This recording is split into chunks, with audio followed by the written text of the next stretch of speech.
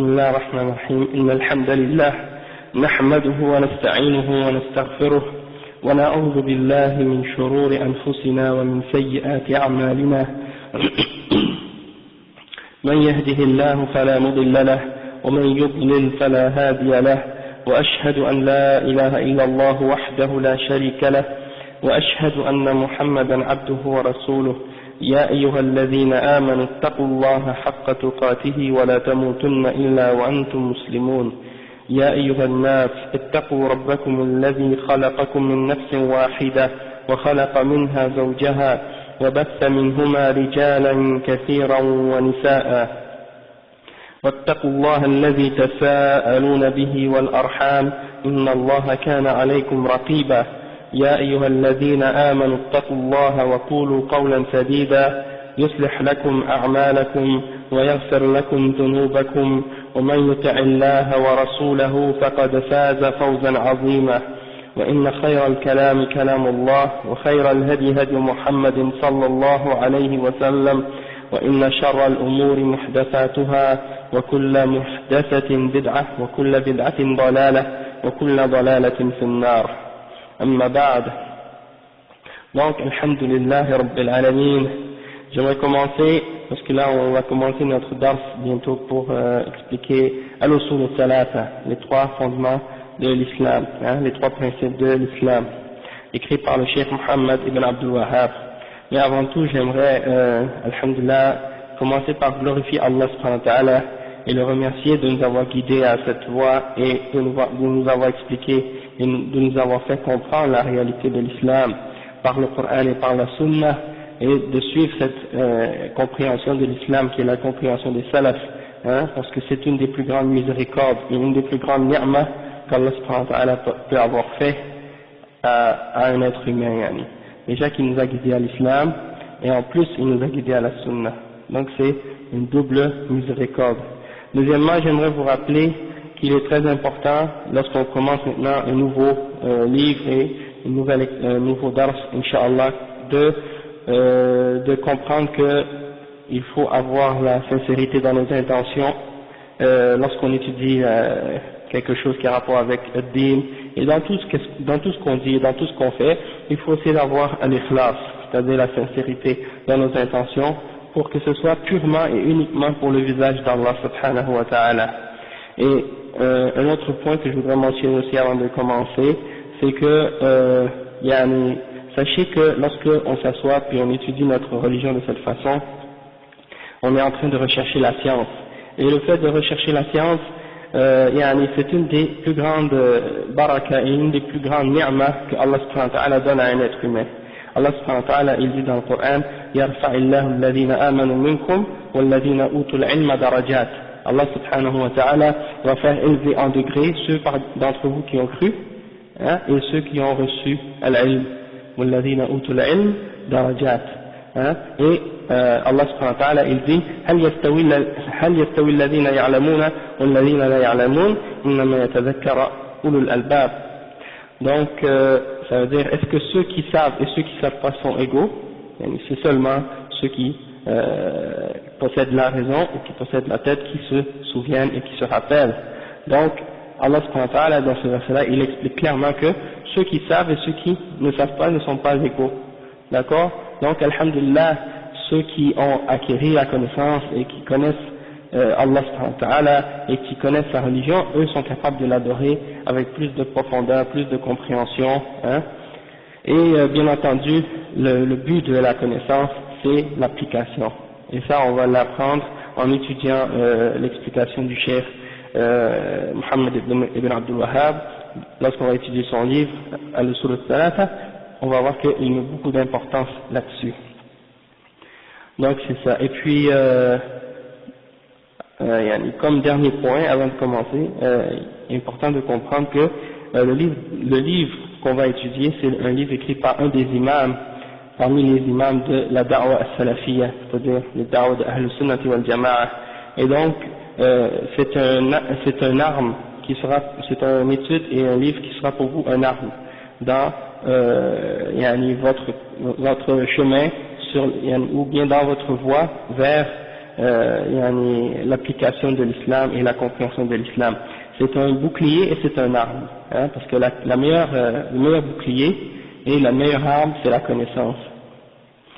Arme, une arme, non, pardon. C'est bien, il faut me corriger si je me trompe là. Parce que des fois, je parle puis je ne me rends même pas compte moi-même. Quand je parle, je fais plein d'erreurs. Taïeb, donc, alhamdulillah rabbil alamin. Donc, on va commencer aujourd'hui, avant de rentrer directement dans le livre, on va expliquer un petit peu de la vie du cheikh ou de l'imam Muhammad ibn Abdul Wahhab, pour essayer de comprendre qui il est, et puis comme ça va nous aider à comprendre le contexte du livre, et puis de nous aider à comprendre même le sujet. Bon, on sait que comment on a compris déjà à travers les durus qu'on a déjà fait, comment se sont développés les bid'ah à travers l'histoire. On sait que lorsque les Jahmiya et les Mu'tazila sont apparus, il y a eu l'imam Muhammad ibn Abdul Wahhab qui est venu pour écraser cette bid'a et pour les réfuter. Par la suite, Allah subhanahu wa ta'ala a fait susciter l'imam Ibn Taymiyyah, qui a réfuté également lui aussi d'autres catégories de bid'a qui s'étaient répandues parmi les musulmans. Au début c'était l'imam Ahmad. J'ai dit qui? Pardon. Je recommence. Wa alaykum salam wa rahmatullahi wa barakatuh. Donc, l'imam Ahmad, premièrement, Allah a fait suscité l'imam Ahmad, et qui est apparu lors de la fitna des Jahmiya, et il est venu et il a réfuté ces gens-là. Ensuite, il y a eu l'imam Ahmad ibn Taymiyyah, et lui, il a réfuté d'autres groupes parmi les groupes de bid'a comme Al-Asha'ira, Al-Mu'tazila et les autres groupes de bid'a également, le Soufiyya et tous les autres aspects. En fait, Ibn Taymiyyah a écrit des textes et des livres sur tous les groupes et toutes les sectes de bid'a. D'accord? Et c'est pour ça que tous les gens de bid'a le détestent. Et ils le détestent d'une animosité incomparable. D'accord? Donc, ça c'était pour le cheikh Ahmad ibn Taymiyyah. Maintenant, par la suite, il y a eu le cheikh Muhammad ibn Abdul Wahhab qui est venu, lui aussi également, vers la fin du XIIe siècle Hijri, ou le début, en tout cas c'est en 1115 Hijri, qui est venu pour également affronter les gens de Bid'a et expliquer et ramener la compréhension pure de l'islam, c'est-à-dire par rapport au Coran et à la Sunna, selon la compréhension des salafs. D'accord? Donc, dans l'introduction d'un livre écrit par Salih al-Fawzan, dans son explication de Kashf al-Shubuhat, il a mis une petite biographie. J'ai trouvé que c'était bien expliqué, donc c'est ce qu'on va lire aujourd'hui, Inch'Allah, avec certaines réfutations des gens qui ont attaqué la da'wa de Muhammad Abdul Wahhab et qui ont inventé à son sujet toutes sortes de blasphèmes et de calomnies. D'accord? Donc on va essayer de faire tout ça aujourd'hui, Inch'Allah. Donc le cheikh il dit à propos de Cheikh Muhammad ibn Abdul Wahhab, il dit فهو الشيخ الإمام المجدد شيخ الإسلام محمد ibn Abdul Wahhab ibn سليمان ibn علي ibn مشرف التميمي النجدي ولد رحمه الله ببلدة في بلدة العيينة. Donc le cheikh il donne son nom et toutes ses descendances. Il dit que c'est l'imam, le cheikh, le mujaddid Muhammad ibn Abdul Wahhab. Souvent les gens, quand ils parlent du cheikh, ils parlent de ceux qui le suivent, ils les appellent des wahhabiyoun. Ils les appellent al-wahhabiyya. D'accord? En fait, son nom c'était Muhammad. Son père s'appelait Abdul Wahhab. D'accord? Donc de les appeler wahhabiyya, ça n'a aucun rapport puisque c'était pas son nom, c'était le nom de son père.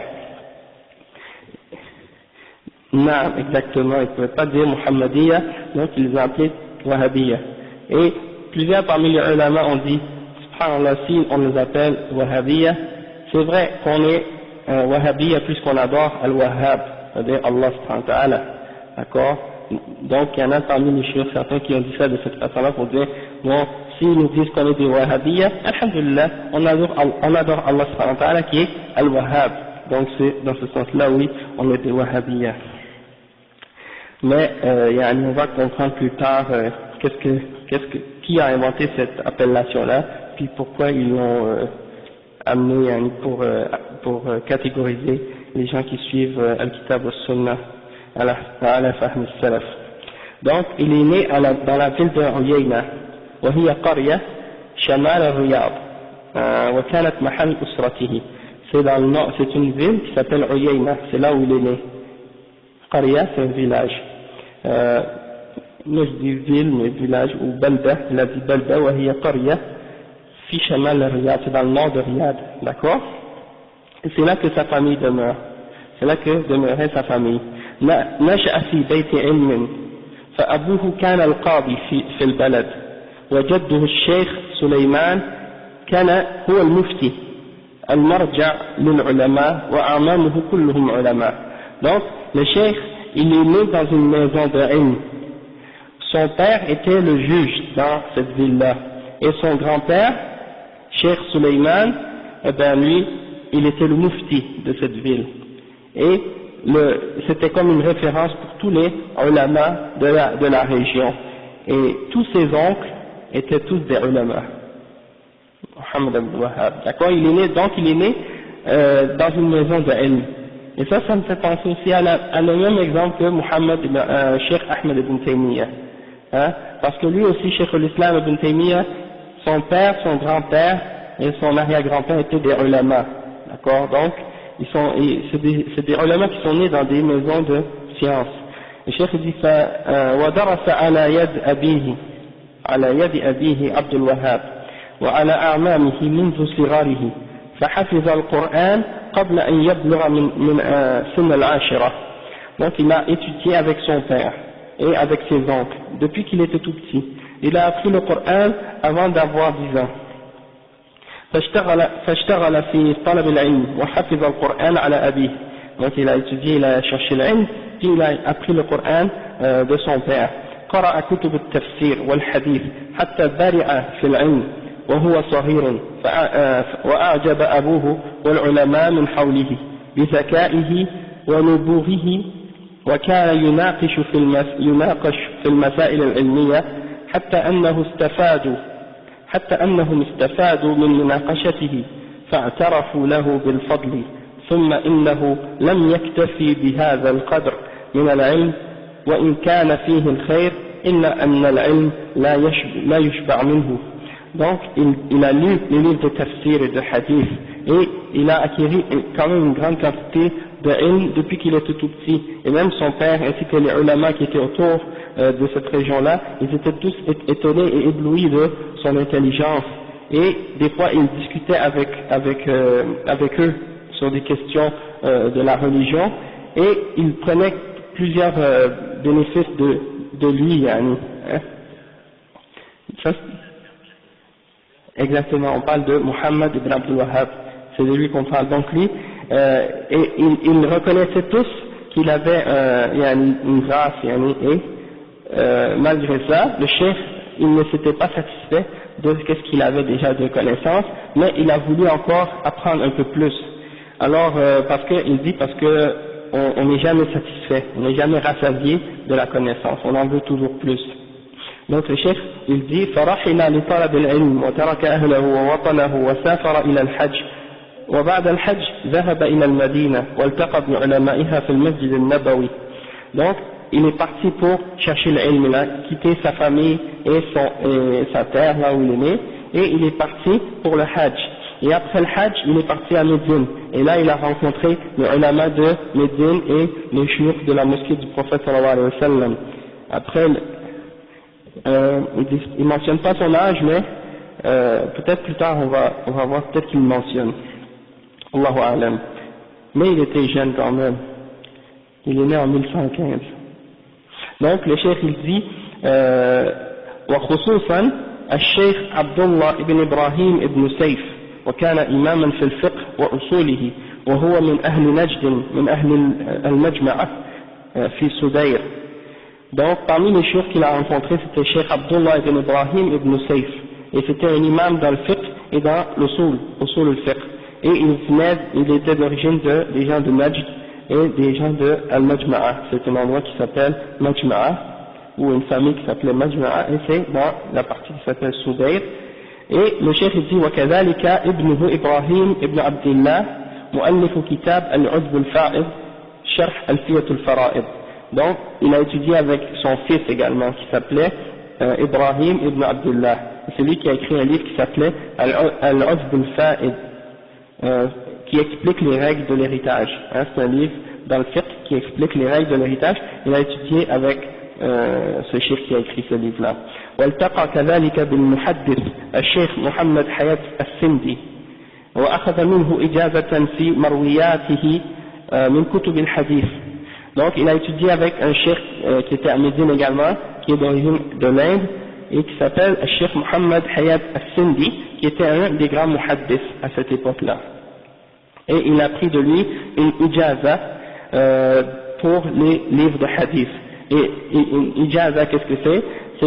Si tu veux, c'est un peu comme une sorte de certificat ou de diplôme à cette époque-là, que lorsqu'une personne étudiait avec un cheikh, il n'y avait pas d'école, il n'y avait pas de diplôme comme aujourd'hui, mais le cheikh, après que tu as terminé d'étudier avec lui, il te donne une permission de lire ou d'enseigner ces livres-là en son nom, ou de dire que le cheikh il lui permet de dire qu'il a appris de ce cheikh-là.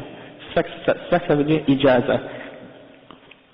Exactement. Et puis il y a souvent une sanad qui vient avec ça, c'est-à-dire une chaîne du livre. Pour ce livre-là, la plupart des livres ils ont une sanad, c'est-à-dire une chaîne de narrateurs, de l'auteur jusqu'au cheikh qui l'enseigne, et donc le cheikh il a cette ijaza et en même temps il a une sanad, c'est-à-dire il y a une chaîne qui le relie directement à l'auteur du livre jusqu'à lui.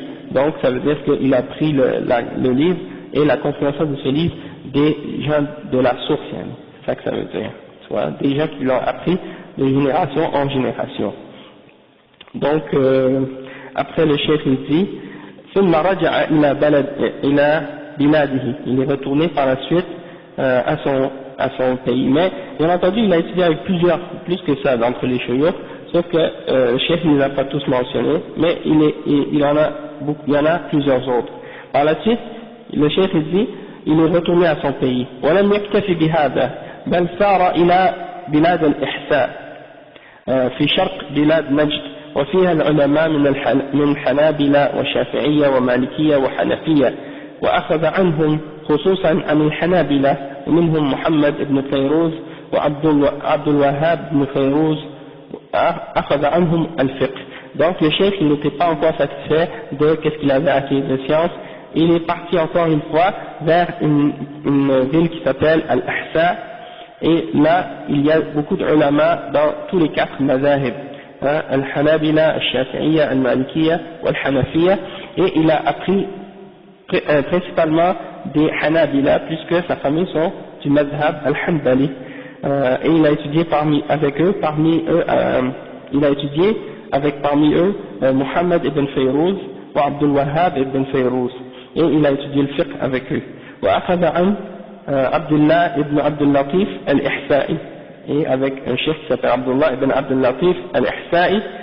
et ولم يكتفي بهذا بل ذهب إلى العراق إلى البصرة خاصة، وكانت آنذاك أهلة بالعلماء في الحديث والفقه، فأخذ عن علمائها خصوصا الشيخ محمد المجموعي وغيره. Il n'était pas encore satisfait, il est parti, il a étudié en Irak, et en particulièrement à la ville de Basra, et à cette époque-là il était rempli de ulama dans le hadith et dans le fiqh. Donc il a étudié avec les ulama qui étaient là-bas, et parmi eux en particulier le cheikh Mohammed al-Majmoui et d'autres. Donc le cheikh dit وكان في كل تنقلاته إذا ظفر بكتاب من كتب شيخ الإسلام ابن تيمية ومن كتب تلميذه ابن القيم نسخه بقلمه ونسخ كثيرا من الكتب في الأحساء وفي البصرة، فتجمعت لديه مجموعة عظيمة من الكتب. Donc le cheikh il dit que à chaque fois qu'il partait vers un endroit, et qu'il trouvait un des livres parmi les livres de Cheikh Ibn Taymiyyah et de son élève Ibn al-Qayyim, qu'est-ce qu'il faisait? Il le prenait et il le transcrivait avec sa plume, et il a transcrit plusieurs parmi des livres comme ça, même à la ville de Al-Ahsa et à Basra et dans d'autres villes. Donc il avait quand même une bonne quantité de livres par la suite, parce que là, un petit jeune qui est en train de grandir, là, non, parce que c'est l'auteur du livre qu'on va étudier. Donc on explique c'est qui ce chef. Ok? Et là, comme on dit, à cette époque-là, il n'y avait pas d'imprimante, il n'y avait pas les moyens n'étaient pas si faciles qu'aujourd'hui pour transcrire les livres. Donc le chef, il faisait tout ça à la main, et vous imaginez quelle patience ça prenait et tout ça. Donc, alhamdoulilah, aujourd'hui on a toutes sortes de moyens là qui nous facilitent les choses, et des fois on n'a pas de baraka, on dirait, parce qu'on n'en profite pas. Hein? Allah al-Musta'an. Après le chef il dit ثم إنه هم بالسفر إلى بلاد الشام لما فيها من أهل العلم خصوصا من الحنابلة وأهل الحديث، ولكنه بعدما سار إليها شق عليه الطريق وحصل عليه جوع وعطش وكاد أن يهلك في الطريق، وأنتم تعلمون الإمكانات في ذلك الوقت وبعد المسافة. Donc il a voulu par la suite aller vers la contrée de la Syrie pour étudier là-bas, parce qu'il y avait beaucoup de ulama parmi les Hanabila et parmi les gens de Ahlul Hadith, et il a voulu aller là-bas pour étudier avec eux. Mais lorsqu'il est parti, étant donné la longueur du voyage, il a commencé à avoir soif et à avoir faim, et puis il a failli mourir. Donc il est revenu, hein, et il n'a pas pu malheureusement arriver jusque là-bas. فرجع إلى البصرة وعدل عن السفر إلى الشام، ثم رجع إلى نجد بعدما تسلح بالعلم وبعدما حصل على مجموعة كبيرة من الكتب إضافة إلى الكتب التي كانت عند أهله وعند أهل بلده، ثم اتجه إلى الدعوة والإصلاح ونشر العلم النافع. Donc le chef il dit, par la suite, étant donné qu'il n'a pas pu aller en Syrie, il est parti il est retourné à Basra, en Irak, et qu'est-ce qu'il a fait? Après s'être bien armé de connaissances, etc., il est retourné à Najd, là où il est né. Najd, c'est une région de l'Arabie Saoudite qu'on appelle Najd, qui est proche de Riyad, ouais. Et puis en réalité, comme on va voir peut-être si on a le temps tout à l'heure, Najd c'est un plateau, en fait, ça veut dire en langue arabe un plateau, et tout endroit surélevé, on appelle ça un Najd, d'accord? Donc on va répondre en même temps en expliquant ça, la shubha des gens de Bid'a qui accusent les wahhabis soi-disant de suivre quelqu'un qui vient du Najd. On va expliquer pourquoi je dis ça tout à l'heure, Inch'Allah. Donc, il s'est bien armé et il s'est préparé pour faire le da'wa et pour répandre le ilm qui est bénéfique. ولم يرضى بأن يسكت ويترك الناس على ما هم عليه، بل أراد أن ينتشر علمه وأن يدعو إلى الله، فنظر في مجتمعه فوجد فيه من الشر والشرك الأمور الكثيرة، فأخذته الغيرة على دين الله والرحمة للمسلمين، ورأى أنه لا يسعه السكوت على هذا الوضع. Cheikh il dit, il ne s'est pas satisfait de se taire et de laisser les gens comme ils sont. Il a voulu que sa connaissance soit répandue et il a voulu appeler les gens à Allah subhanahu wa ta'ala, parce qu'il a regardé à la société et il a vu qu'il y avait beaucoup de choses mauvaises et qu'il y avait du shirk, c'est-à-dire beaucoup de sortes d'idolâtrie dans la société. Alors il a pris le sens de l'honneur pour la religion d'Allah et la miséricorde pour les musulmans, et il n'a pas voulu rester silencieux devant toute cette situation-là.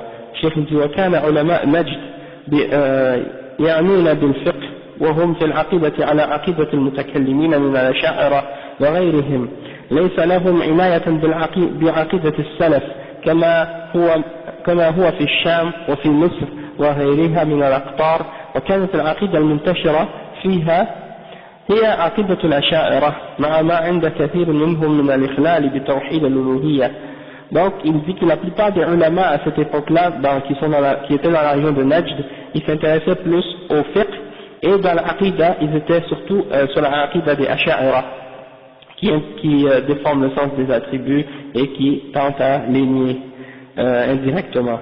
Donc le cheikh il dit que la plupart d'entre eux c'était ça leur aqida, comme c'est le cas dans la région du Sham, en Syrie et en Égypte et dans les autres contrées des pays musulmans. La plupart d'entre eux, ces gens-là sont sur la aqida des Asha'ira.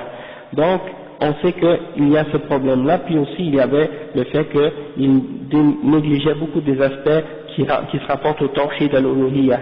D'accord?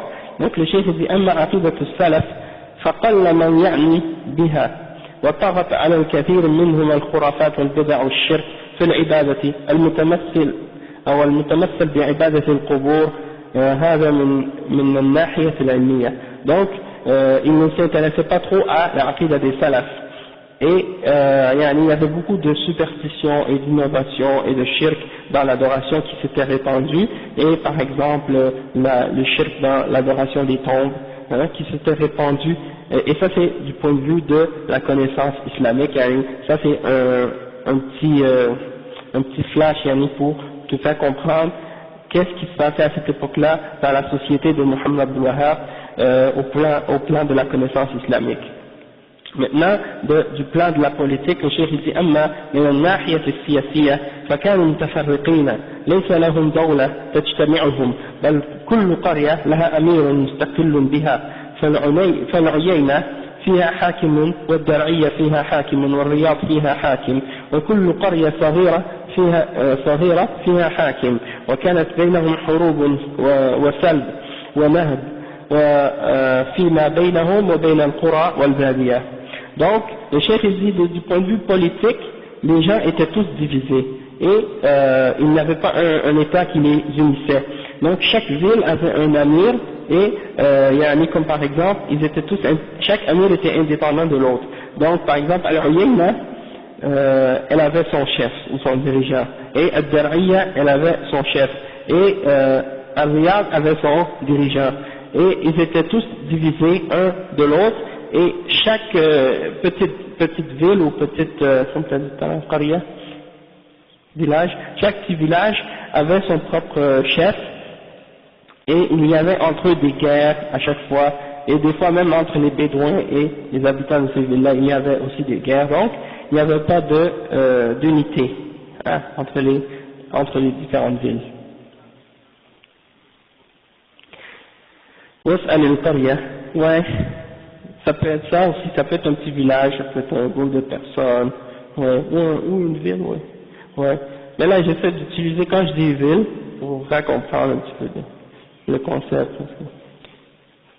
Bon, donc ça c'était l'aspect siyasiya, c'est-à-dire politique, et il dit ومن الناحية السياسية كانت البلاد في قلق وتفرق وفي تناحر وضياع حتى أن أهل البلد الواحد يقاتل بعضهم بعضا.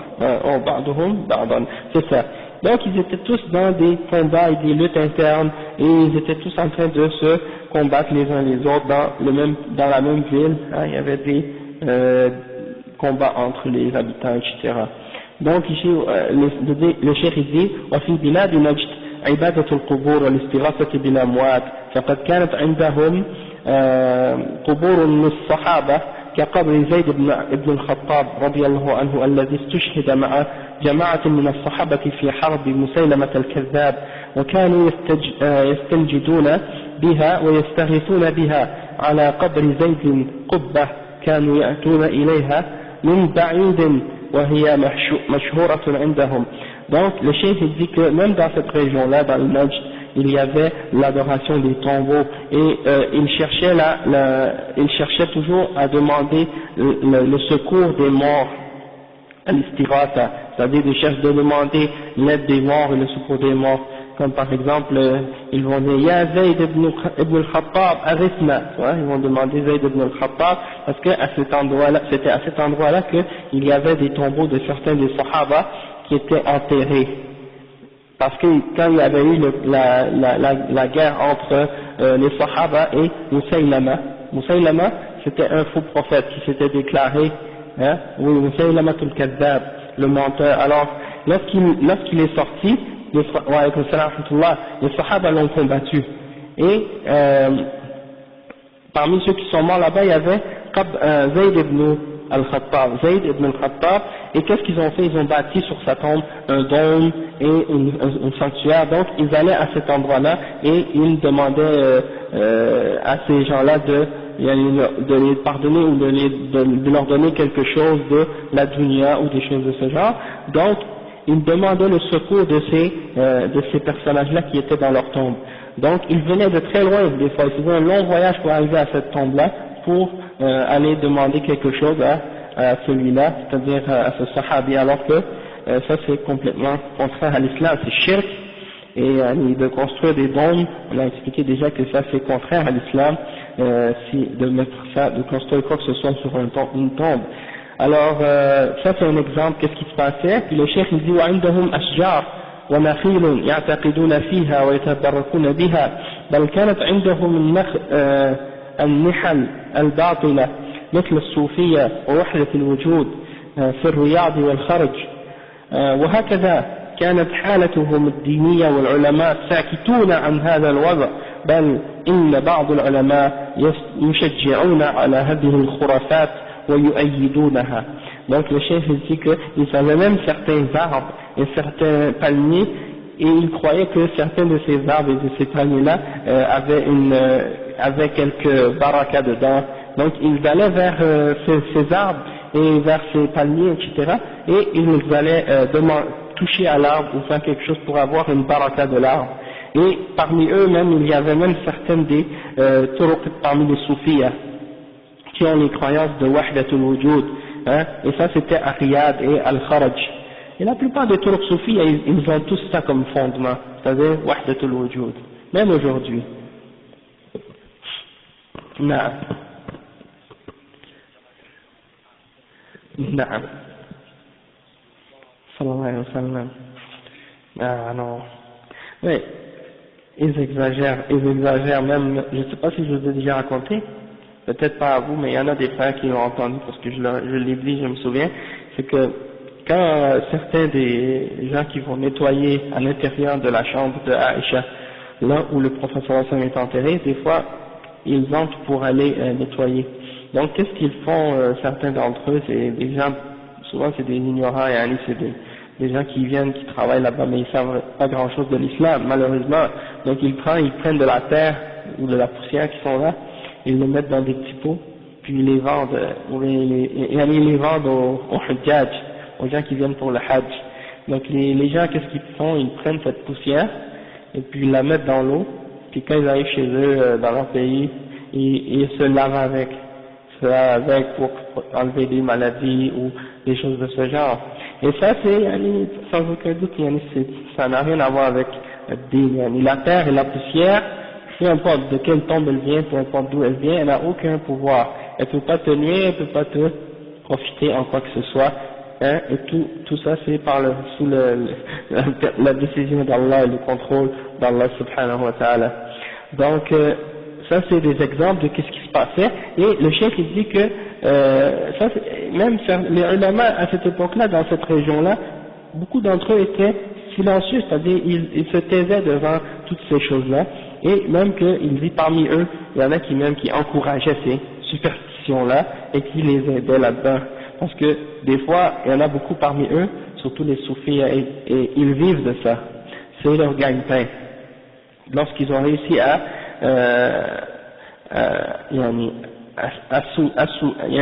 rendre les masses soumis à eux et à ces superstitions-là, et bien ils sont capables par la suite de leur soutirer de l'argent de toutes sortes de façons, soit pour leur faire des tours de magie, des superstitions ou des sortes de protection ou des guérisons ou des trucs comme ça, et la plupart des gens ne sont pas éduqués malheureusement, connaissent pas le tawhid, alors ils continuent et ils vont voir ces personnages-là et ils leur donnent de l'argent pour faire ça. Donc c'est ça qui est dommage, Allah musta'an.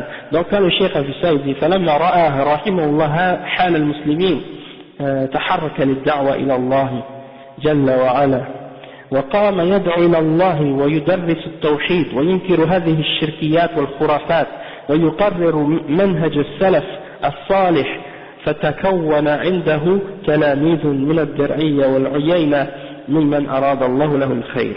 Donc le chef, quand il a vu ça, il s'est mis en marche, il a commencé à travailler fort pour faire fonctionner, pour avancer dans le da'wah, pour répandre la connaissance du Coran et de la Sunna. Alors il a commencé à appeler les gens au tawhid et à rejeter ces formes d'idolâtrie et de superstition, et il a établi le manhaj des salaf as-salih. Alors il a eu un grand nombre d'élèves dans la ville de Dar'iyya et à la ville de Uyayna, parmi ceux pour qui Allah a voulu le bien. Après le chef il dit ثم إنه اتصل بأمير العيينة وعرض عليه الدعوة فقبل منه الأمير ووعده بالمناصرة في أول الأمر وهدم قبة زيد ابن الخطاب حيث طلب من الأمير هدمها لأنه لا يمكن أن يهدمها إلا من له سلطة أما الفرد فلا يستطيع ذلك فاستجاب له الأمير. Donc le cheikh il dit qu'est-ce qu'il a fait le cheikh Mohammed ibn Abdul Wahhab. Il est allé voir le amir de la ville de Uyayna et il l'a appelé, il lui a donné le da'wah. Donc l'amir a accepté au tout début et il a accepté de le supporter dans cette da'wah là. Donc qu'est-ce qu'il a fait? Il lui a demandé de détruire le dôme qui était sur la tombe de Zayd ibn al-Khattab et il l'a fait, d'accord? Dar'iyya, non pardon, Al-Uyayna, Al-Uyayna. Donc qu'est-ce qu'il a fait? C'est ce qu'il a fait, l'amir est allé puis il a détruit le dôme sur la tombe de Zayd ibn al-Khattab. Et il dit le chef que lui-même ne pouvait pas la détruire, parce que c'est seulement celui qui a une autorité qui a le droit de faire une chose pareille. C'est-à-dire, quelqu'un ne peut pas juste aller puis dire bon, un bulldozer puis dire on va détruire telle chose, parce que ça va faire plus de désordre que qu'est-ce qu'on veut enlever, d'accord? Il faut que ce soit une personne qui possède une autorité pour être capable, pour pouvoir avoir le droit de changer le munkar de cette façon-là, ok? Et ça fait partie de l'ordonnance du bien et de l'interdiction du mal, d'accord? Par la suite, le chef il dit, l'amir a accepté, donc il a détruit le dôme selon qu'est-ce que le prophète sallallahu alayhi wa sallam avait ordonné à Ali ibn Abi Talib. Lorsqu'il a envoyé à Ali ibn Abi Talib, il a dit je vais t'envoyer dans une mission, et il a dit tu dois détruire toute tombe qui est surlevée au-dessus du niveau de la tête, tu dois la niveler, et toute statue ou image tu dois la détruire. Et donc c'est ça qu'il est parti, Ali ibn Abi Talib, il est parti avec un groupe et il a détruit toutes les tombes qui étaient surlevées et il les a nivelées et il a détruit les statues et les images qui étaient sur sa route. Et par la suite, même après la mort du prophète sallallahu alayhi wa sallam, un jour il a envoyé un sahabi faire la même chose. Et il a dit je vais t'envoyer dans une mission que le prophète sallallahu alayhi wa sallam m'a envoyé lui-même faire, et il lui a dit chaque tombe que tu trouves qui est surlevée plus haut que le niveau de la terre, tu dois la niveler, et toute statue que tu trouves dans ton chemin, tu dois la détruire. Et donc c'est ça que le prophète sallallahu alayhi wa sallam avait ordonné. Et donc en ordonnant cela, c'est ça que en faisant ça, c'était en suivant l'ordre du prophète sallallahu alayhi wa sallam de détruire ces choses-là, d'accord? Donc le chef il dit وجاء إلى الشيخ امرأة اعترفت بالزنا وطلبت منه أن يقيم عليها الحد فردها حتى تكررت عليها الطلب مثل ما فعلت الغامدية رضي الله عنها في عهد النبي صلى الله عليه وسلم فأقام عليها الحد ورجمها. Donc le chef il dit qu'il y a une femme qui est arrivée et qui est venue voir le chef Mohammed Abdul Wahhab et elle lui a dit elle lui a admis qu'elle avait commis l'adultère, et elle a demandé au chef d'établir sur elle la punition de la lapidation. Comme la femme al-Ramidiyya, elle était allée voir le prophète sallallahu alayhi wa sallam pour lui demander d'appliquer sur elle cette punition-là. Au début, le chef, rahimahullah, il l'a renvoyé, il n'a pas voulu, mais elle a continué, elle a insisté à revenir plusieurs fois. Alors comme c'était arrivé au temps du prophète sallallahu alayhi wa sallam, alors qu'est-ce qu'il a fait? Il a établi sur elle la punition et il l'a lapidée.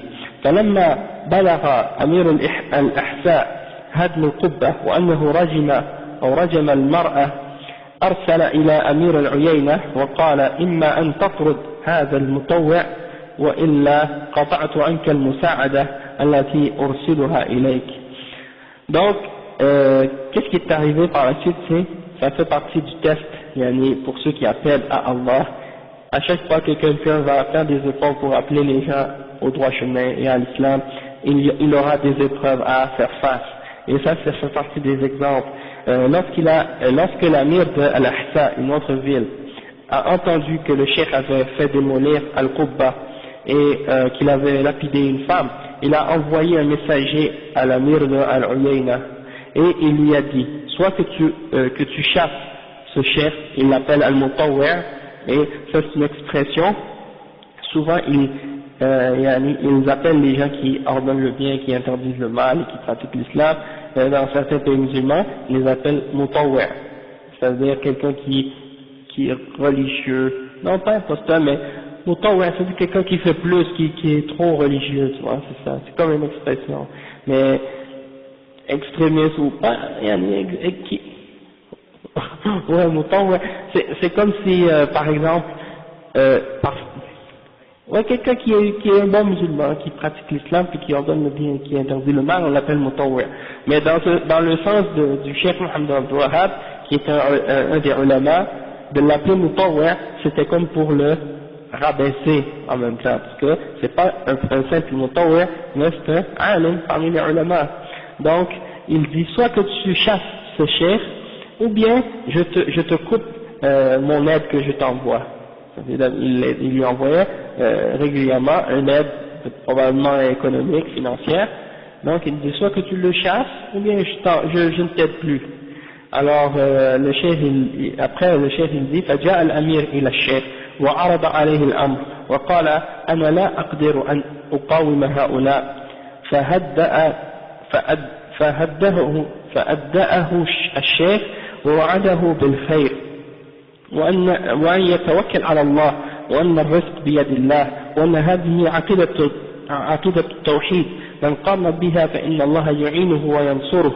ولكن الأمير أصر على خروج الشيخ من بلده فخرج الشيخ من العيينة في وقت القيلولة وذهب إلى الدرعية. Donc le cheikh, qu'est-ce qui est arrivé? Il est allé voir le Mohammed Abdul Wahhab, l'amir est allé voir le cheikh Mohammed Abdul Wahhab et il lui a fait comprendre la situation et il lui a dit je peux pas te garder et te défendre. Donc il a essayé d'adoucir le cheikh et il lui a promis du bien, mais le cheikh lui a dit qu'il devait essayer de mettre sa confiance en Allah. Il a dit à l'amir de mettre sa confiance en Allah parce que le risque ça vient d'Allah subhanahu wa ta'ala et que ça fait partie du tawhid, hein, et s'il est patient et endurant dans cette voie-là, Allah va l'aider, il va le supporter, il n'aura plus besoin de l'aide de l'amir de Al-Ahsa. Mais malheureusement l'amir de cette ville-là, Dar'iyya, il a refusé de continuer à supporter le cheikh, alors il lui a demandé de quitter. Et le cheikh il est sorti et il est parti vers une autre ville qui s'appelle Al-Uyayna. وفي وقت القيلولة ذهب إلى الدرعية. Pardon, il a quitté Al-Uyayna pour aller à la ville de Dar'iyya. Je me suis trompé, j'ai mélangé les deux. وكان له فيها تلميذ من خيار التلاميذ يقال له ابن سويلم فذهب الشيخ من العيينة إلى الدرعية. ليس معه إلا المروحة البدوية يهوي بها على وجهه وهو يمشي ويقول ومن يتق الله يجعل له مخرجا ويرزقه من حيث لا يحتسب. Donc il est parti vers Ad-Dar'iyya, il a quitté Al-Uyayna, il est allé vers Ad-Dar'iyya et il est allé voir un de ses meilleurs élèves qui s'appelait Ibn Suwaylim. Donc il est parti, le cheikh il est parti vers Al-Uyayna, de Al-Uyayna vers Ad-Dar'iyya. Il n'avait rien d'autre avec lui que l'éventail, un éventail que les Bédouins utilisent, et il utilisait ça pour se ventiler, pour avoir moins chaud, et il marchait en disant, et celui qui craint Allah subhanahu wa ta'ala, Allah va lui donner une sortie, et il va lui donner son risque, sa subsistance, de là où il ne s'en attend même pas. Donc il incitait ce verset dans Surat Al-Talaq, et il marchait. Le cheikh dit, فَلَمَّا وَصَلَ إِلَى تِلْمِيذِهِ في الدرعية أصاب التلميذ خوف وقلق من مجيء الشيخ لأنه يخشى على نفسه وعلى الشيخ من أهل البلد لأنهم متحاذرون من هذا الشيخ. Donc son élève Ibn Suwaylim a eu peur pour le cheikh parce que quand il est arrivé il sait que les dirigeants de la ville de cette ville-là qui est Dar'iyya, si je ne me trompe pas, ils savent, ils ont entendu parler de ce chef et ils sont avertis contre lui. Donc, il a eu peur. Donc le chef il lui a dit, لا يخطر في بالك شيء أبدا توكل على الله وعلى جل وعلا فهو ينصر من ينصره. Donc, il lui a dit, en voulant pour le calmer, il lui a dit, ne t'en fais pas, ne t'énerve pas et mets ta confiance en Allah subhanahu wa ta'ala, parce que celui qui défend la cause d'Allah subhanahu wa ta'ala, Allah va le défendre, Allah va le supporter.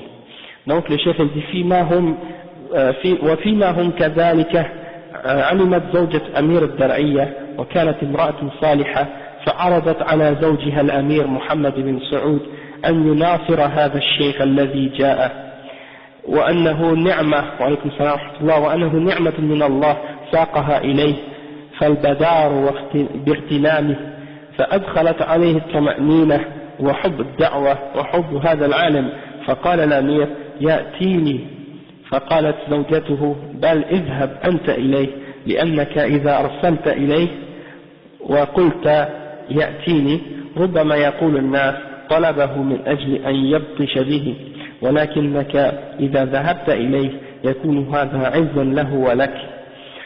Donc qu'est-ce qui est arrivé, subhanallah, ça fait partie des choses, comment Allah subhanahu wa ta'ala a fait les choses, par sa sagesse et sa grandeur.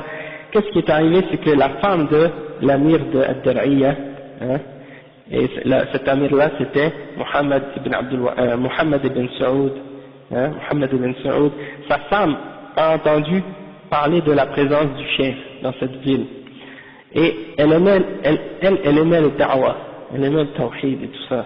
Donc elle a dit à son mari de supporter et d'aider le chef, et elle lui a dit que c'était une ni'ma que Allah avait amené ce chef-là dans sa ville, et de prendre, de saisir l'occasion et de le supporter dans son da'wah. Donc, qu'est-ce que sa femme a mis la paix dans le cœur de son mari au sujet du chef et l'amour pour le da'wah du chef. Donc, le chef a dit, l'amir a dit, Mohammed ibn Saoud a dit qu'il me vienne, je vais le faire venir. Mais sa femme a dit non, toi va le voir, parce que si tu le fais venir, les gens vont penser que tu veux le faire venir pour le punir ou quelque chose dans ce genre, ou pour le frapper ou quelque chose comme ça. Tandis que si toi tu y vas, ça va être une izza, ça va être une sorte de fierté pour toi et pour lui. Donc, qu'est-ce qui est arrivé par la suite? Il dit فذهب إليه الأمير في بيت التلميذ وسلم عليه وسأله عن قدومه فشرح له الشيخ وبين له أنه ليس عنده إلا دعوة الرسل صلوات الله وسلامه عليهم وهي الدعوة إلى كلمة التوحيد وهي لا إله إلا الله وشرح معناها وبين له أنها عقيدة الرسل. وعليكم السلام ورحمة الله وبركاته. Donc le cheikh, l'amir est allé voir le cheikh dans la maison de son élève et il lui a demandé quand il est arrivé, si tout était correct, et il a demandé au cheikh de lui expliquer. Donc le cheikh lui a expliqué sa da'wah et il lui a dit que moi je n'ai rien d'autre que l'appel ou la da'wah des prophètes et des messagers, c'est-à-dire d'appeler à la parole de la ilaha illallah, hein, et il lui a expliqué la signification de la ilaha illallah et que c'est la croyance de tous les messagers d'Allah subhanahu wa ta'ala. فقال الأمير أبشر بالنصر والتأييد, hein, je t'annonce la bonne nouvelle que je vais te supporter et je vais t'aider. فقال له الشيخ أبشر بالعز والتمكين لأن هذه كلمة لا إله إلا الله من قام بها فإن الله يمكن له. Il dit, et moi je te donne la bonne nouvelle que tu auras la fierté et la force à cause de cette parole, la ilaha illallah, parce que quiconque la prend et se tient avec et qui l'applique, alors Allah subhanahu wa ta'ala va lui donner la force sur la terre et il va lui donner le pouvoir. Donc le cheikh il a dit قال له الأمير لكني أشترط عليك شرطا قال ما هو قال أن تتركني وما آخذ من الناس قال الشيخ لعل الله يغنيك عن هذا ويفتح لك باب رزق من عنده. Donc il a dit j'accepte mais à une condition. Il a dit c'est quoi la condition? Il a dit que tu me laisses qu'est-ce que je prends des gens. Alors le chef il a dit peut-être que Allah il va te remplacer ça par quelque chose qui vient de lui et quelque chose qui va te rendre, qui va faire que tu n'auras plus besoin de qu'est-ce que tu prends des gens, que ce soit une taxe ou des choses de ce genre. Donc ils se sont séparés فتفرقا على هذا وقام الشيخ بالدعوة وقام الأمير بالمناصرة ثم توافد الطلاب على الدرعية وصار للشيخ مكانه فيها فكان هو الإمام وهو في الصلاة والمفتي والقاضي فتكونت إمارة للتوحيد في بلد الدرعية من ذلك الوقت وأرسل الشيخ رسائل إلى أهل البلدان والقرى يدعوهم إلى الله والدخول في عقيدة التوحيد وترك البدع والخرافات فمنهم من استجاب وانضم إلى الدعوة بدون جهاد وبدون قتال منهم ومن منعه وعانده فقاتل جنود التوحيد بقيادة الأمير محمد بن سعود.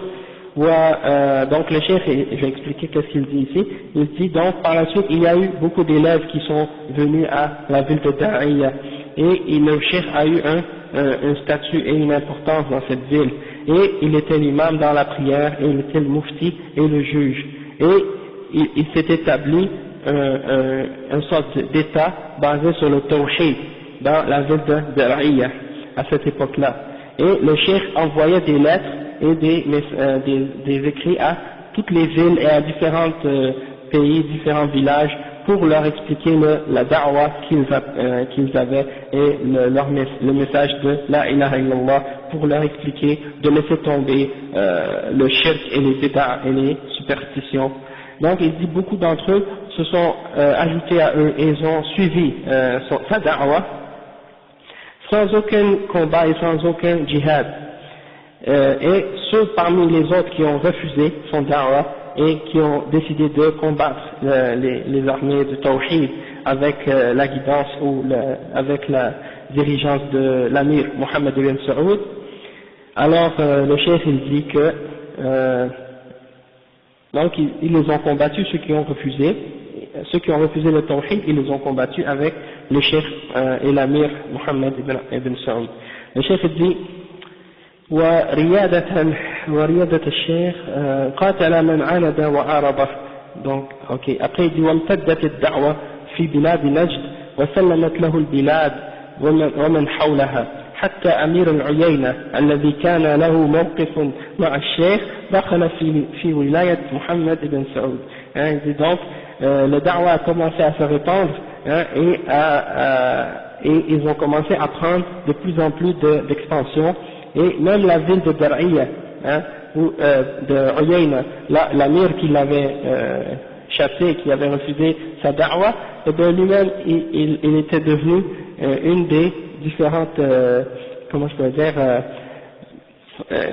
des différentes, comment est le mot ici, non pas groupe, wilaya, c'est-à-dire une autre état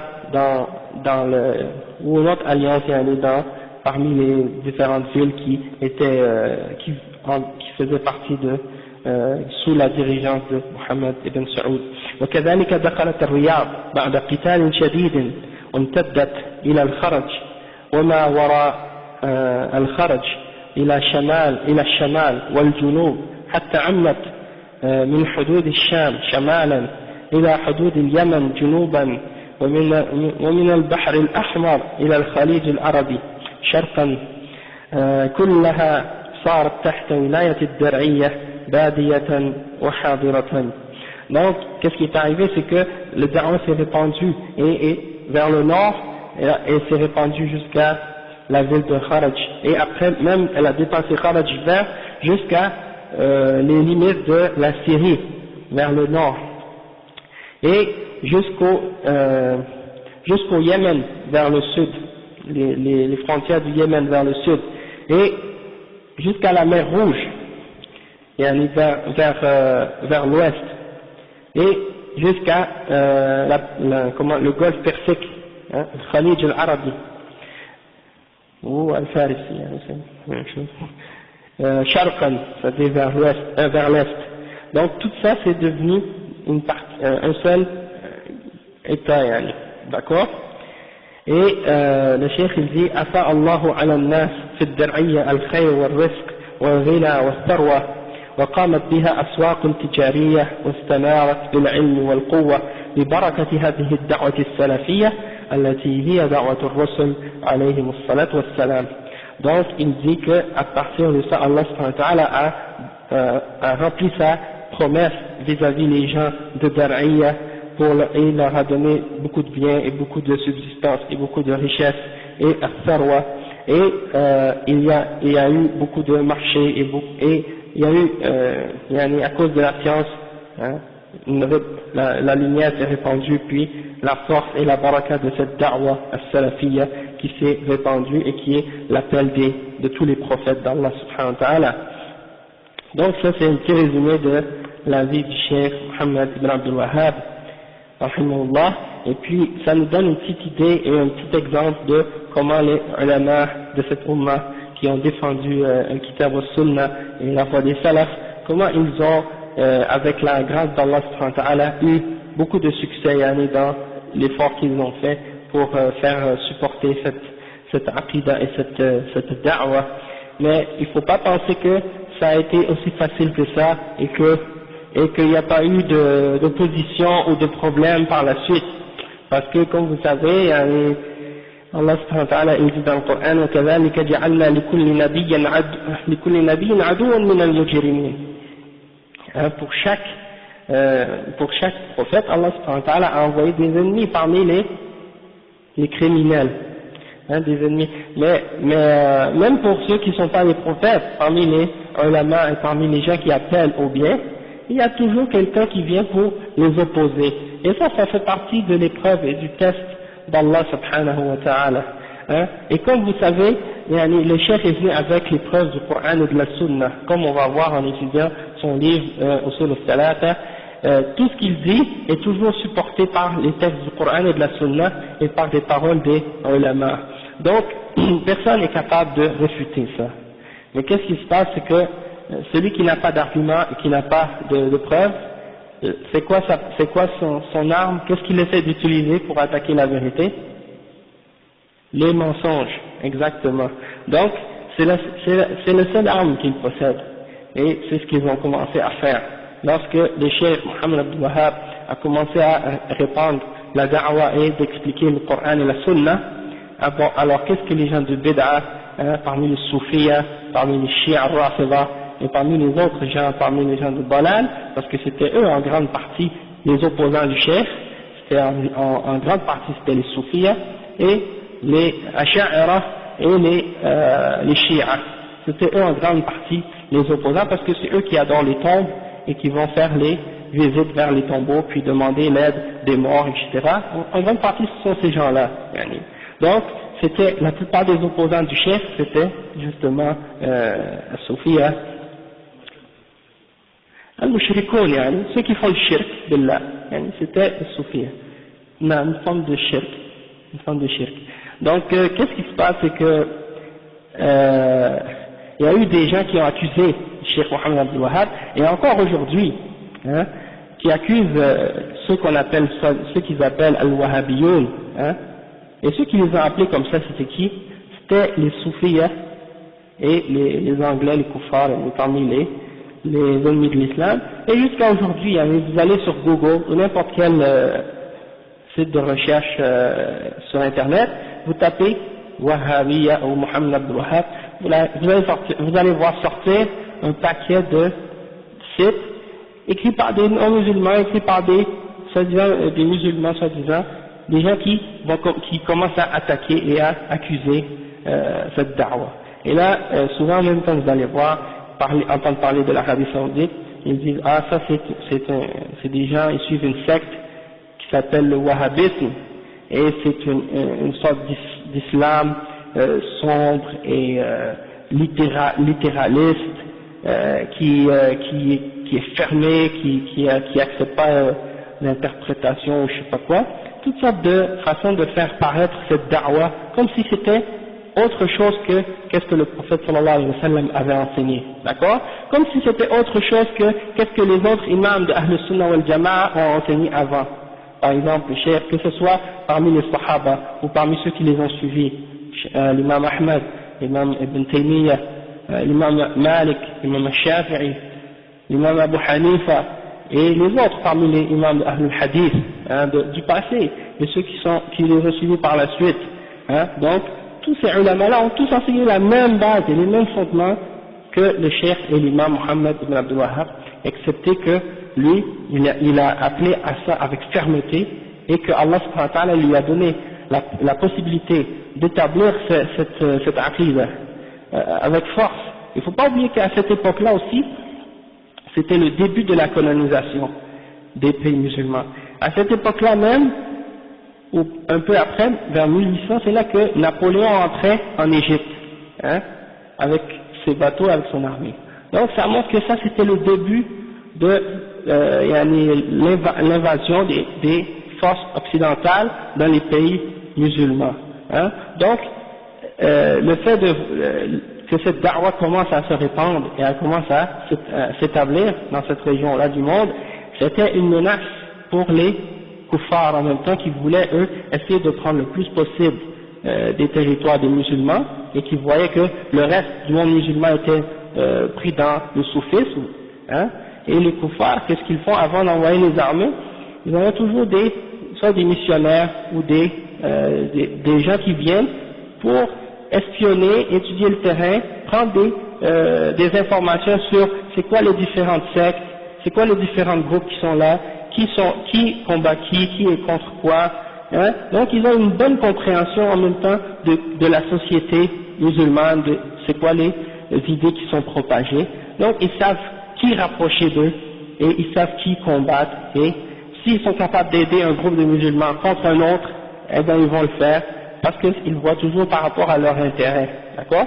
Et lorsqu'ils ont vu la da'wa de ce cheikh, c'est-à-dire Mohammed Abdul Wahhab, ils ont vu que réellement c'est une da'wa qui opposait tous leurs intérêts, et qui opposait toutes les idées et toutes les choses qu'ils aimaient, tandis que les soufis, la plupart d'entre eux, ils les accueillaient à bras ouverts, et même parfois ils les supportaient, hein. Comme j'ai lu qu'en Algérie, la tariqa Tijaniya, ils ont supporté les Français dans la colonisation algérienne. Donc ça te montre, subhanallah, une certaine situation absurde de la part de ces gens-là, et donc même que par la suite j'ai lu aussi que un des chefs de cette tariqa en Algérie s'est marié avec une Française, et après la mort de ce cheikh-là, ou de ce cheikh soufi, je pense qu'elle a marié son frère, puis c'est elle par la suite qui est devenue la chef de cette tariqa. J'ai oublié son nom, mais j'ai le livre à la maison. Ouais, cette femme-là, c'est une Française. Donc il l'appelait Sayyidat, je sais pas quoi, en tout cas j'ai oublié. Mais je mets le livre je mets le livre à la maison, c'est un livre qui explique la tariqa Tijaniya et qui montre ses faussetés et ses erreurs. Donc ça nous montre un petit peu pourquoi il y a eu ces oppositions-là de la part de ces gens-là.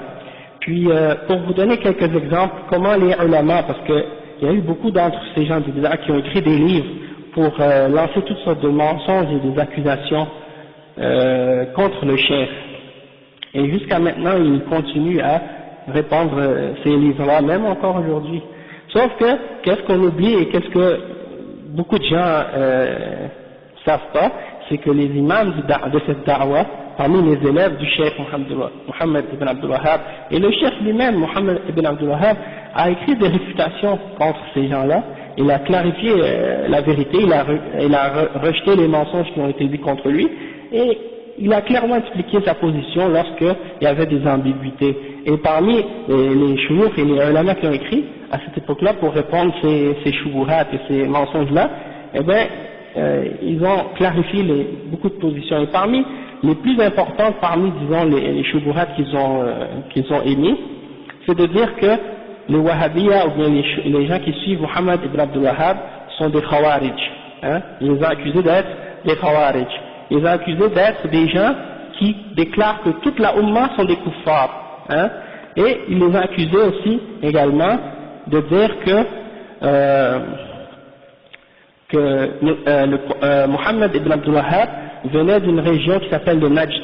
Et ils disent qu'à cet endroit-là, il y avait le faux prophète qui s'appelait Musaylamat al-Kadhab, et ils ont même inventé des faux hadiths pour dire que vers la fin des temps, il y aura quelqu'un qui va venir de cette région-là et il va être contre l'islam ou il va amener une nouvelle religion, hein, parmi les mensonges qu'ils ont inventés. Donc, pour réfuter ces choses-là, le cheikh Mohammed ibn Abdul Wahhab a répondu lui-même à ces gens-là. Hein, que ce soit eux ou les Anglais, les deux en fait, ils les ont appelés comme étant des Wahhabis. Mais c'est comme les ulama ils ont dit, si d'adorer Allah seul et d'appeler au tawhid, ça fait de moi un Wahhabi, alors je dis, je suis un Wahhabi, tu vois. C'est comme une sorte de... Si c'est juste pour ça que vous me blâmez, que je rejette les bid'ah, que j'appelle au tawhid, que je rejette le shirk, ça fait de moi un Wahhabi, alors alhamdulillah, j'ai pas de problème avec ça, moi je suis un Wahhabi aussi, alors dans ce cas-là. Alors le chef il dit, même certains groupes, par exemple aujourd'hui, ils essaient de faire une sorte de lien entre Bin Laden et les attentats et les groupes de terroristes et toutes ces choses-là, ils essaient de faire des liens entre ça et Al-Wahhabiyya et la da'wa de Mohammed Abdul Wahhab, et de dire que bon, tous ces gens-là appellent à la même chose, sont tous ensemble dans cette da'wa. Alors que le cheikh Mohammed ibn Abdul Wahhab n'a rien à voir avec Bin Laden, et Bin Laden n'a rien à voir avec Mohammed ibn Abdul Wahhab. Bin Laden c'est un khariji, c'est un mubtadi', il a quitté la sunna, tandis que le cheikh n'a jamais appelé, Mohammed Abdul Wahhab n'a jamais appelé quiconque à faire qu'est-ce que Bin Laden a fait. Donc il n'y a aucun lien, aucun rapport entre les deux groupes de ces gens-là, d'accord. Mais là, qu'est-ce qui arrive?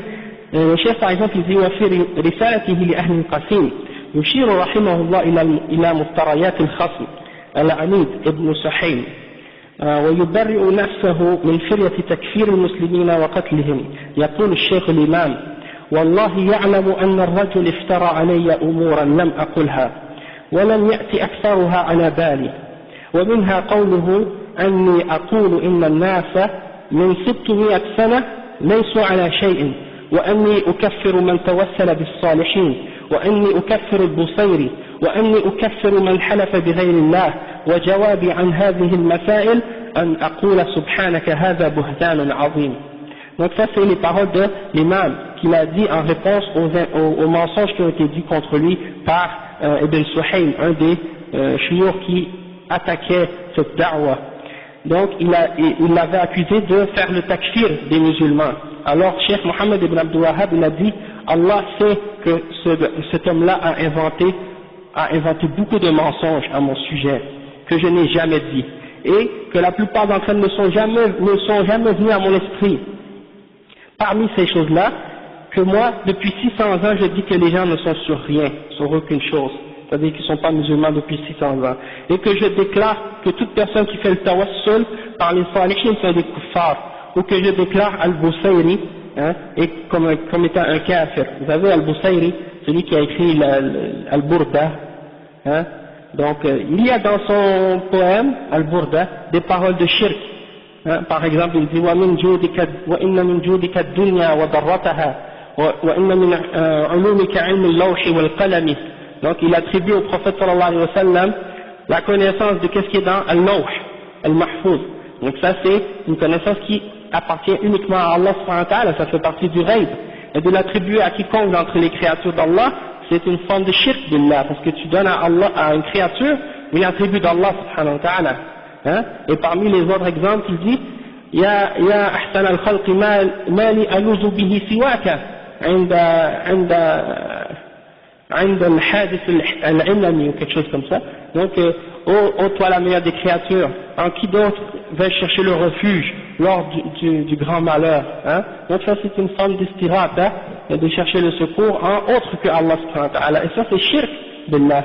Donc c'est sûr que le dire des paroles comme ça c'est shirk. Maintenant, est-ce que ça veut dire que le cheikh Mohammed Abdul Wahhab a déclaré Al-Busayri comme étant un kafir?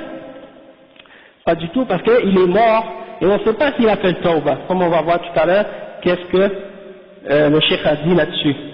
Donc ils disent que j'ai déclaré kafir toute personne qui jure par autre que Allah, et ma réponse à ça c'est de dire Subhanaka hada buhtanan azim. Subhanallah, ça ce sont des grandes calomnies. Je n'ai jamais dit des choses pareilles. Hein? Et un autre exemple aussi, ويؤكد الشيخ محمد بن عبد الوهاب بطلان تلك الفرية ويضحدها فيقول في رسالة لحمد التويجري وكذلك تمويله على الطغام بأن ابن عبد الوهاب يقول الذي ما يدخل تحت طاعتي كافر، ونقول سبحانك هذا بهتان عظيم، بل نشهد الله على ما يعلمه من قلوبنا بأن من عمل بالتوحيد وتبرأ من الشرك وأهله فهو المسلم في أي زمان وأي مكان، وإننا نكفر من أشرك بالله في ألوهيته بعدما تبين له الحجة على بطلان الشرك. Donc qu'est-ce qu'il dit ici? Il répond aux accusations de certains d'entre les gens de bid'a et de shirk, et il disait parmi ce qu'ils ont propagé, hein, parmi les gens, yani, que le cheikh Mohammed ibn Abdul Wahhab dit que celui qui n'entre pas sous notre obéissance est kafir.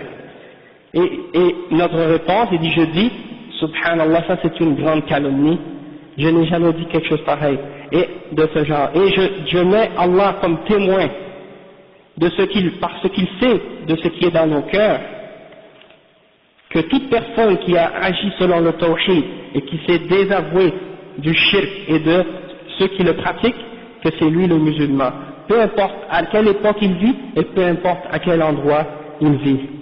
Et nous ne déclarons mécréant que celui qui associe avec Allah subhanahu wa ta'ala dans son adoration, après que la preuve ait été établie contre lui au sujet de la fausseté du shirk. Et parmi les autres exemples, يؤكد الشيخ مرة أخرى بطلان تلك الدعوة وأنها دعوة كذب وبهتان، فيقول جوابا على سؤال الشريف أما الكذب والبهتان فمثل قولهم أننا نكفر بالعموم ونوجب الهجرة إلينا على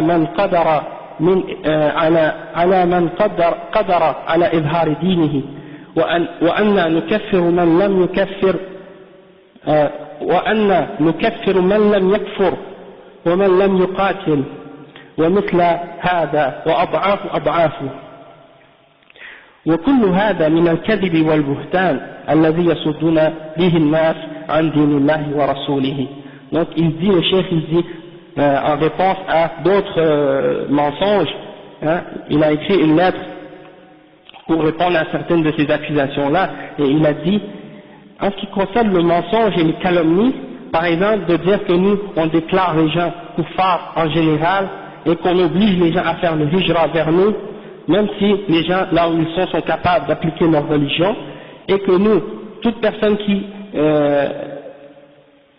qu'on déclare comme étant mécréants ceux qui n'ont pas commis le kufr et qui n'ont pas combattu avec nous, tout ça ce sont des mensonges et ce sont des calomnies que ces gens-là racontent pour bloquer le chemin, pour que les gens acceptent pas la da'wah du tawhid et pour qu'ils acceptent pas la religion d'Allah subhanahu wa ta'ala.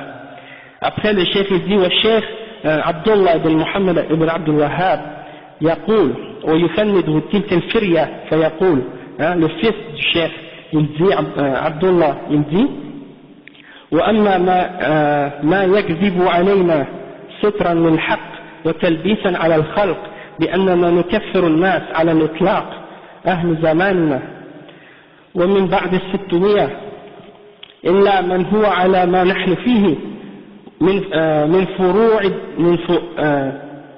ومن فروع ذلك أن لا نقبل بيعة أحد إلا بعد التقرر عليه بأنه كان مشركا وأن أبويه مات على الشرك بالله فلا وجه لذلك فجميع هذه الخرافات وأشباهها لما استفهمنا عنها من ذكر أولا كان جوابنا في كل مسألة من ذلك سبحانك هذا بهتان عظيم. Donc il dit que parmi les choses qu'ils ont menti à notre sujet pour cacher la vérité et pour tromper les gens, que nous on déclare tout le monde comme étant des kuffars depuis 600 ans, et que toutes personnes qui ne sont pas d'accord avec nous, eh ben, on déclare qu'ils sont des kuffars. Et parmi ces choses-là, ils disent que nous on n'accepte pas le bay'a de quiconque après qu'il ait affirmé qu'il était un mushrik et que ses parents étaient des mushrikines. Hein? Et il dit toutes ces superstitions-là et ces mensonges-là, lorsqu'on nous a demandé à leur sujet, on a répondu ça ce sont des mensonges et des calomnies. فمن روى عنا شيئا من ذلك أو نسبه إلينا فقد كذب علينا وافترى. Quiconque dit des choses de ce genre à notre sujet et rapporte ça à notre sujet, alors sachez qu'il a menti sur nous. ومن شاهد حالنا وحضر مجالسنا وتحقق من عندنا علم قطعيا أن جميع ذلك وضعه علينا وافتراه أعداء الدين وإخوان الشياطين. Et toute personne qui s'est assise avec nous et qui était présent avec nous, il voit et il va comprendre que ces choses-là c'est des choses qu'ils ont inventées et qu'ils ont dit à notre sujet et que ça n'a rien à voir avec la vérité. وتنفيرا للناس عن الإذعان بإخلاص التوحيد لله بالعبادة وترك أنواع الشرك الذي نص عليه بأن الله لا يغفره. Et ça c'est pour bloquer les gens et pour faire fuir les gens de cette da'wa, ila tawhid, expliquer que l'adoration appartient uniquement à Allah subhanahu wa ta'ala et qu'on n'a pas le droit d'offrir quoi que ce soit de l'adoration à autre que Allah subhanahu wa ta'ala. Donc eux ils veulent éloigner les gens de ça, alors ils inventent des mensonges. Donc le cheikh dit فإننا نعتقد أن من فعل أنواعا من الكبائر كقتل المسلم بغير حق والزنا والربا وشرب الخمر وتكرر منه ذلك أنه لا يخرج بفعله ذلك من دائرة الإسلام ولا يخلد به في دار الانتقام وإنما وإذا مات موحدا بجميع أنواع العبادة. Donc le cheikh il explique ici la position de Ahl Sunnah wal Jama'a à ce sujet-là. Il dit nous on croit que toute personne qui fait un parmi les grands péchés, que ce soit de tuer un musulman sans raison, ou de faire le zina, ou de manger le riba, ou de boire de l'alcool, et qu'il fait ça plusieurs fois, et qu'il meurt dans cet état-là, il ne sort pas de l'islam pour avoir fait ce péché-là. Et on ne dit pas qu'il sera éternellement dans l'enfer s'il meurt sur le tawhid. Hein? Et ça c'est la position de tous les imams d'Ahl Sunnah wal Jama'a, hein? Contrairement à la position des Khawarij. Parce que les Khawarij, ce sont ceux qui déclarent les gens, des musulmans comme étant des kuffars pour avoir commis un péché parmi les grands péchés. Et l'imam Muhammad ibn Abdul Wahhab et ceux qui les ont suivis n'ont jamais déclaré quiconque comme étant un kafir parce qu'il a commis un grand péché. Donc ça ce sont des mensonges que ces gens-là ont inventés à ce sujet-là.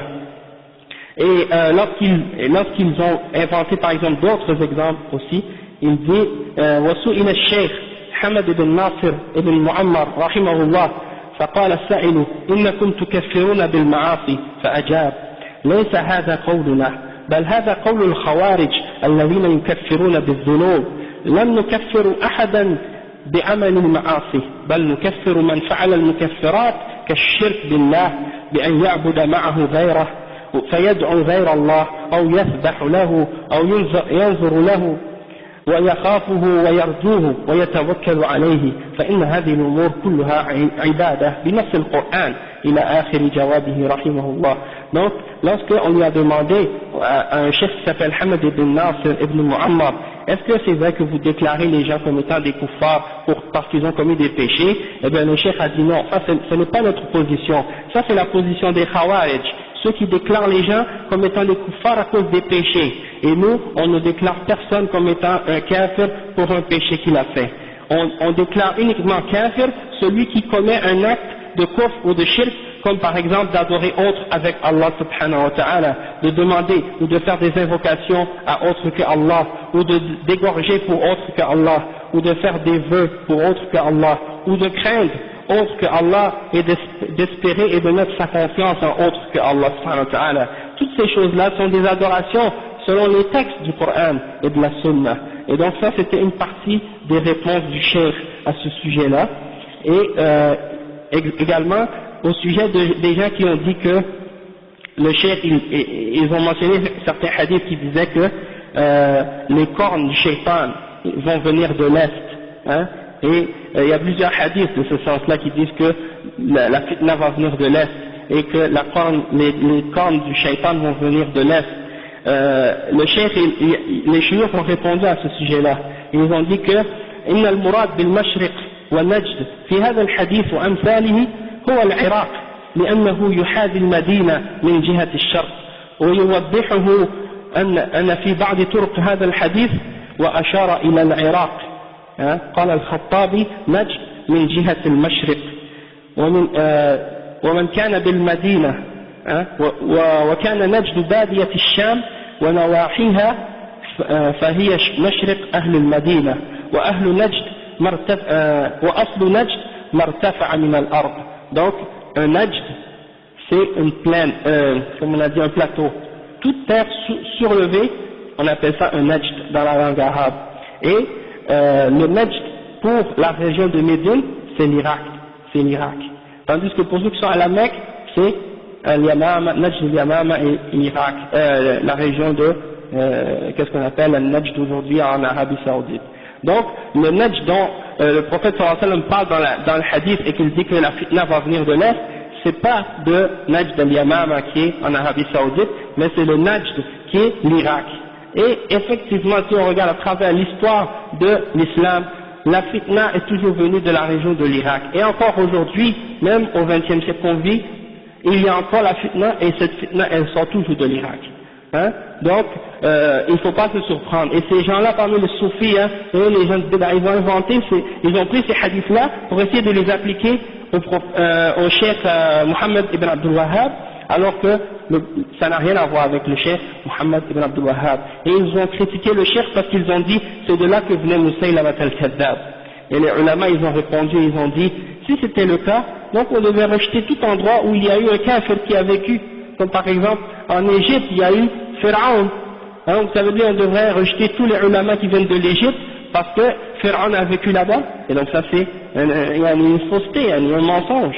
Hein. Donc le fait que Musaylamat al-Kadhdhab ait été au Najd, ça n'a rien à voir avec le fait que quelqu'un peut sortir de cette ville-là et appeler à la vérité et expliquer la réalité du tawhid.